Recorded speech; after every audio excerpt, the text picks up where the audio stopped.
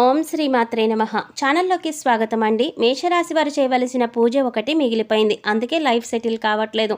అయితే మేషరాశి వారు ఎటువంటి ఫలితాలను పొందబోతున్నారు, మీ లైఫ్ సెటిల్ కాకపోవడానికి కారణం ఏంటి, అలాగే మీరు బాకీ పడ్డ పూజ ఏంటి, ఆ పూజ ఏ విధంగా చేయాలి, బాకీ పడ్డ పూజ పూర్తి చేసిన తర్వాత మీరు ఎటువంటి ఫలితాలను చూస్తారు అనే వివరాలన్నీ కూడా ఈ వీడియోలో మనం తెలుసుకుందాం. కానీ అంతకంటే ముందుగా మీరు కనుక మన ఛానల్ ఇప్పటి వరకు సబ్స్క్రైబ్ చేసుకోకపోతే సబ్స్క్రైబ్ చేసుకొని పక్కనే వచ్చిన బెల్ ఐకాన్ నొక్కి ఆల్ సెలెక్ట్ చేసుకుంటే మేము ఇలాంటి వీడియోస్ అప్లోడ్ చేయగానే ముందుగా మీ మొబైల్కి నోటిఫికేషన్ వస్తుంది.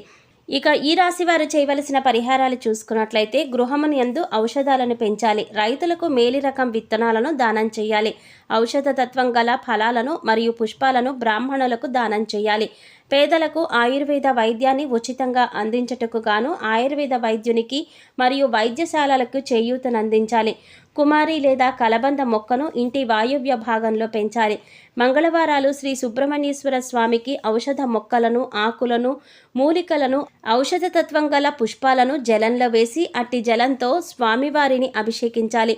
ప్రతి నెల మీ జన్మ నక్షత్రం రోజున మీకు తోచిన ఆహార పదార్థాలను కొని మీ చేతితోనే బీదవారికి ఇవ్వండి. దీనితో మీ సంపద వృద్ధి అవుతుంది. ఆహార పదార్థాలు కొనివ్వడం వీలు కాకపోతే కనీసం అరడజను నాణ్యమైన అరటిపళ్ళైనా సరే కొని ఒక నిరుపేదకు దానమివ్వండి. మీ దోషాలు తొలగి మీ సంపదలు వృద్ధి అవడానికి ఇది అత్యంత సమర్థవంతంగా పనిచేసే జ్యోతిష శాస్త్ర పరిహారం కావున తప్పనిసరిగా ప్రతి నెల ఈ పరిహారం ఆచరించడానికి ప్రయత్నించండి. కేతువు అనుగ్రహం కొరకు కేతువు యొక్క బీజ మంత్రాన్ని ప్రతిరోజు లేదా తప్పకుండా ప్రతి మంగళవారం ప్రత్యేకించి కేతుకాలం లేదా యమగండ కాలంలో అంటే ఉదయం 9 గంటల నుండి 10 గంటల 30 నిమిషాల మధ్య 19 సార్లు పఠించాలి. కేతువు యొక్క అనుగ్రహం కొరకు మంగళవారంలో కేతుకాలంలో లేదా యమగండ కాలంలో అంటే ఉదయం 9 గంటల నుండి 10 గంటల 30 నిమిషాల మధ్య వినాయకుని ఆలయాన్ని, పుణ్యక్షేత్రాలను దర్శించాలి. ఆలయంలో కొబ్బరికాయ, అరటిపళ్ళు, పూలు, అగరబత్తి, కర్పూరం వంటివి సమర్పించి కేతువు యొక్క అనుగ్రహం మరియు అనుకూలత కొరకు ప్రార్థించాలి. కానుకలను సమర్పించాలి. వినాయకుడి మంత్రాలను, స్తోత్రాలను పఠించాలి. సంకటనాశన గణేశ స్తోత్రాన్ని, శ్రీ గణపత అథర్వ శీర్ష స్తోత్రాన్ని పఠించాలి. మంగళవారాల్లో మరియు ప్రతి నెల ఆరుద్ర నక్షత్రం ఉన్న రోజుల్లో ఓం రుద్రాయ నమః అనే మంత్రాన్ని 108 సార్లు పఠించాలి. ప్రత్యేకించి మంగళవారాలలో కేతుకాలం లేదా యమగండ కాలంలో సమయంలో ఉదయం 9 గంటల నుండి 10 గంటల 30 నిమిషాల మధ్య మరియు ప్రతి నెల ఆరుద్ర నక్షత్రం ఉన్న రోజుల్లో శివాలయాలకు వెళ్లి శివుని ముందు ఈ మంత్రాన్ని పఠించడం మరింత శుభప్రదం. శివాలయంలో కొబ్బరికాయ, అరటిపళ్ళు, పూలు, అగరబత్తి, కర్పూరము వంటివి సమర్పించి కేతువు యొక్క అనుగ్రహం మరియు అనుకూలత కొరకు ప్రార్థించాలి. కేతుగ్రహం యొక్క అనుగ్రహం కొరకు చేసే ఈ పరిహారం కొంతవరకు కుజగ్రహ దోషాలను కూడా తొలగిస్తుంది. వీధి కుక్కలకు ఆహారాన్ని అందించాలి. కొడుకు వరుస అయ్యే వారిని ప్రేమగా చూసుకోవాలి. నలుపు, తెలుపు రంగులో ఉన్న కంబళిని దానం చేయాలి. దేవాలయాలు నిర్మించడానికి విరాళాలు ఇవ్వాలి. పిచ్చి ఆసుపత్రిలో రోగులకు సహాయం చేయాలి. అనాథ పిల్లలకు చేరదీసి వారికి భోజనం సదుపాయాలను కల్పించాలి. ఉలవలతో చేసిన ఆహార పదార్థాలను పేదలకు పంచిపెట్టాలి. ఉలవలను నీటిలో నానబెట్టి గోవులకు తినిపించాలి. మంగళవారం నాడు నియమంగా ఉండాలి. మంగళవారం రోజున ఉపవాసం కూడా ఆచరించవచ్చు. కేతువు యొక్క అనుగ్రహం కొరకు మంగళవారాల్లో సాంబ్రాణి, నువ్వుల చెట్టు ఆకులు, మారేడు పట్ట, ఏనుగు దంతం వీటిలో మీకు లభించిన వాటిని నీళ్ళల్లో వేసి కాచి ఈ నీటితో స్నానం చేయాలి.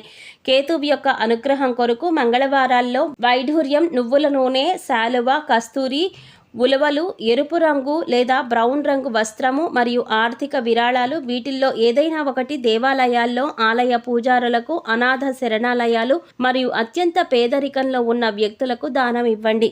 లేదా మీరు ఇవ్వగలిగినంత ఆర్థిక విరాళం ఆన్లైన్లో చెల్లింపు ద్వారా ఏదైనా ప్రసిద్ధ ఆలయానికి పంపండి.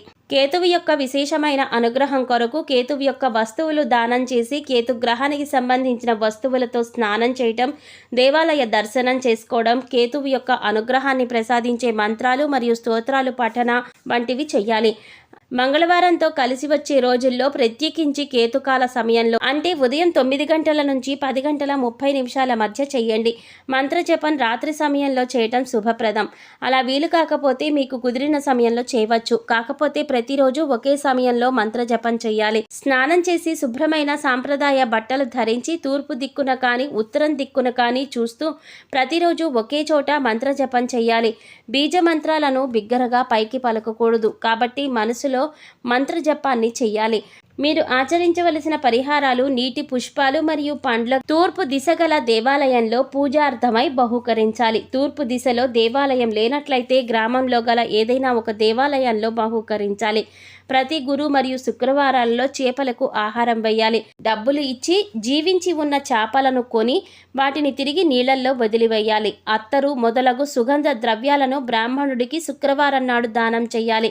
దేవాలయాలకు అగరవత్తులు, ఇతర సుగంధ ద్రవ్యాలు, గులాబీ జలము మరియు విగ్రహాలకు అలంకరించడానికి కావలసిన సామాగ్రి ఇవన్నీ కొని ఇవ్వాలి.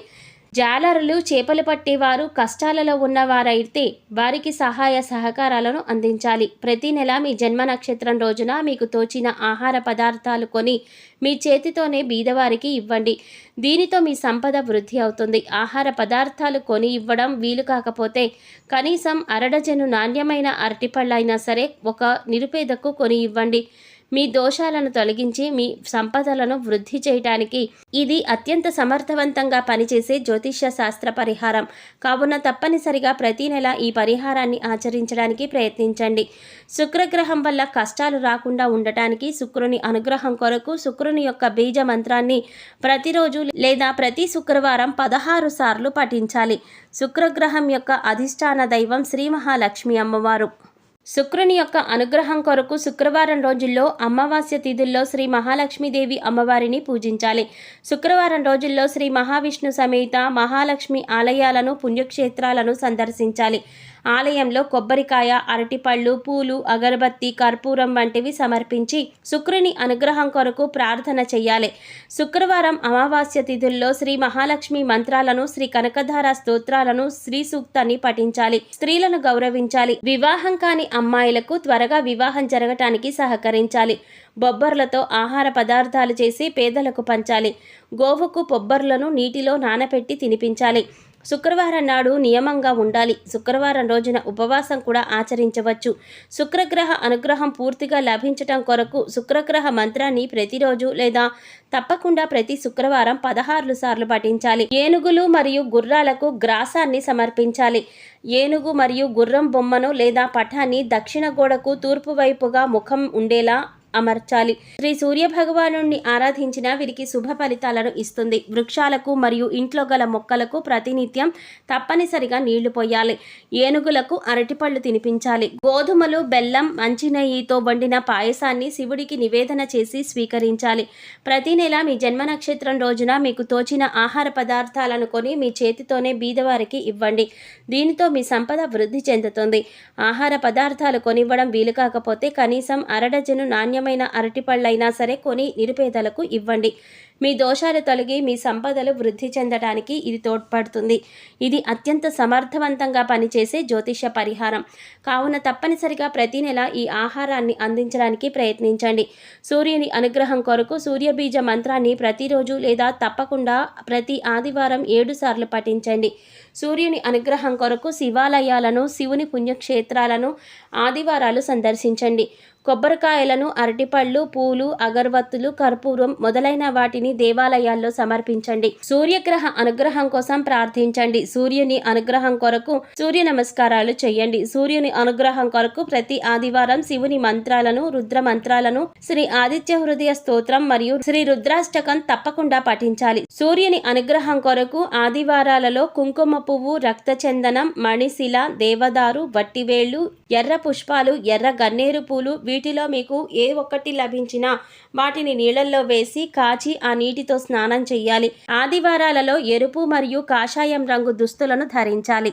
సూర్యుని అనుగ్రహం కొరకు శుభతిథి ఉన్న ఆదివారాలలో గోధుమలు, బెల్లం, కండ చక్కెర, కంచు, రాగి, రక్తచందనం, పద్మములు మరియు ఆర్థిక విరాళాలు వీటిల్లో ఏదైనా ఒకటి దేవాలయాల్లో, ఆలయ పూజారులకు లేదా అనాథ శరణాలయాల్లో మరియు అత్యంత పేదవారిలో ఉన్నవారికి వ్యక్తులకు దానంగా ఇవ్వండి. లేదా మీరు ఇవ్వగలిగినంత ఆర్థిక విరాళం ఆన్లైన్లో చెల్లింపు ద్వారా ఏదైనా ప్రసిద్ధ ఆలయానికి పంపండి. సో చూసారు కదండి, మేషరాశి వారికి కెరీర్లో అభివృద్ధి పొందడానికి, అలాగే మీరు తలపెట్టిన ప్రతి పని కూడా పూర్తవ్వడానికి, ప్రతి విషయంలో మీరు ముందుండటానికి మేషరాశి వారు ఏ పూజ చేయాలి, మేషరాశి వారు బాకీ పడిన పూజ ఏంటి, ఆ పూజను ఎలా చేసుకోవాలి అనే అంశాలను ఈ వీడియోలో మనం వివరంగా తెలుసుకున్నాం కదా. ఈ వీడియో మీకు నచ్చినట్లయితే లైక్ చేసి మీ ఫ్రెండ్స్ అండ్ ఫ్యామిలీ మెంబర్స్లో మేషరాశి వారు ఎవరైనా ఉంటే వారితో మర్చిపోకుండా ఈ వీడియోని షేర్ చేసుకోండి.